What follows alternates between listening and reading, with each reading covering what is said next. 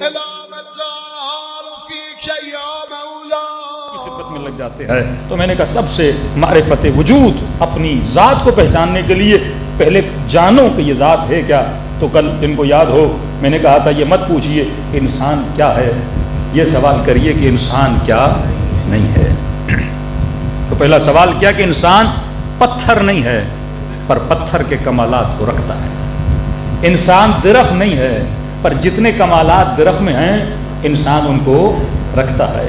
انسان حیوان نہیں ہے پر جتنے کمالات حیوانات کے اندر ہیں وہ سارے کمالات انسان کے پاس ہیں. اور کتنا کریم ہے میرا خدا، ضعیف بنانے پر آئے تو انسان اتنا ضعیف ہے ایک ڈینگی مچھر کے کاٹنے پہ مر جاتا ہے.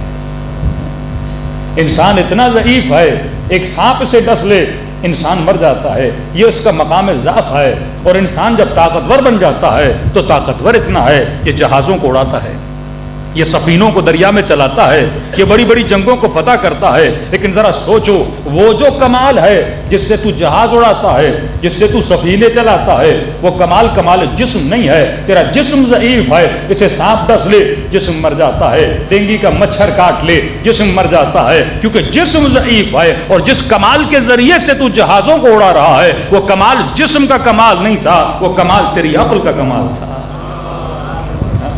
اور وہ کمال اتنا بڑا کیوں ہے؟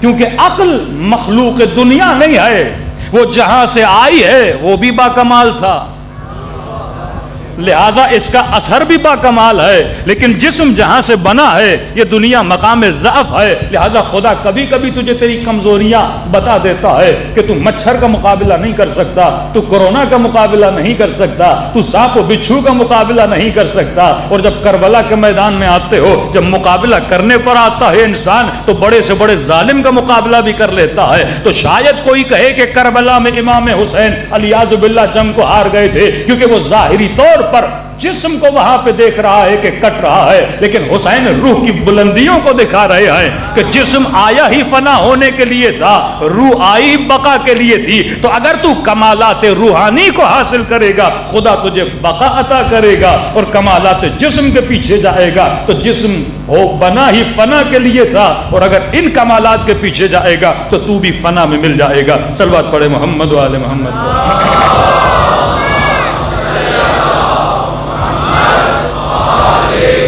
وَأَجِّلْ فَرَجَهُمْ. تو دو جنبے، دو سائے سمجھ لو، دو عکس سمجھ لو تمہارے وجود میں نظر آتے ہیں. جسم نڈھال ہو جاتا ہے، ضعیف ہو جاتا ہے، لیکن تیری خواہش کبھی ضعیف نہیں ہوتی، تیری تمنا کبھی ضعیف نہیں ہوتی. جو بستر مرگ پہ بندہ سویا ہوا ہے خواہشیں اس کی بھی ختم نہیں ہوتی. وہ جینے کی خواہش کرتا ہے، وہ چلنے کی خواہش کرتا ہے، لیکن چل نہیں پاتا کیونکہ جسم ساتھ نہیں دیتا.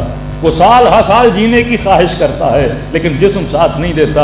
کھانے کی خواہش کرتا ہے پر دانت ساتھ نہیں دیتے. تو جسم ضعیف ہے لیکن خواہش قوی ہے، کیونکہ خواہش کا تعلق جسم سے نہیں ہے، تیرے روح سے ہے. تو ہم نے کہا انسان نبات نہیں ہے پر کمالات نباتی رکھتا ہے. بچوں کے لیے پھر ریپیٹ کر رہا ہوں کیونکہ درخت میں نمو ہے، درخت بڑا ہوتا ہے، بچہ چھوٹا ہوتا ہے، بائی ٹائم اس کا قد بڑا ہوتا ہے. تو وہ کمال نباتی اس کے اندر ہے، کمالات حیوانی اس کے اندر ہیں. جب تک اپنے بچوں کو سمجھاؤ گے نہیں کہ میرے لال یہ جو تو کھانا کھا رہا ہے اس میں کوئی کمال نہیں ہے، یہ حیوانی کمال ہے، حیوانات بھی کھاتے ہیں، تو پانی پیتا ہے، حیوانات بھی پیتے ہیں. میرے لال بڑا ہو کے شادی کرے گا، یہ جنبہ حیوان کے اندر بھی ہے. اب کوئی باپ یہ کہے کہ مولانا میں اپنے بچے کو پڑھا لکھا کے فخر کرتے ہیں نا، میں نے بچے کو ڈاکٹر بنایا، میں نے بچے کو انجینئر بنایا. سوال یہ ہے تم نے انجینئر کیوں بنایا؟ تاکہ اسے ایسا ہنر دوں کل یہ بھوکا نہ مرے، اپنی بیوی بچوں کا پیٹ پال سکے. تو یہ کوئی بڑی بات نہیں ہے. چڑیا بھی اپنے بچے کو اڑنا سکھاتی ہے، ہاتھی بھی اپنے بچے کو شکار سکھاتا ہے، کبوتر بھی اپنے بچے کو شکار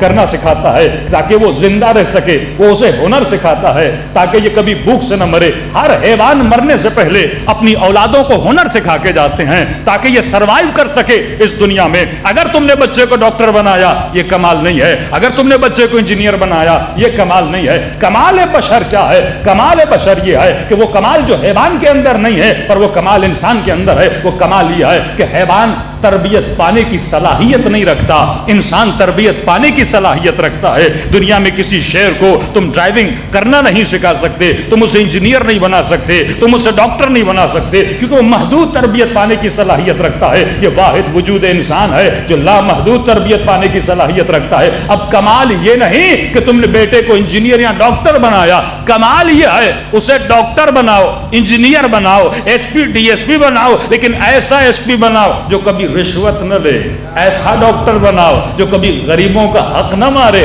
اگر تو اسے عادل ڈاکٹر بنا رہا ہے تو گویا تم نے اسے ہنر بھی دیا, ہنر کے ساتھ علی کی تربیت بھی عطا کی. ہاں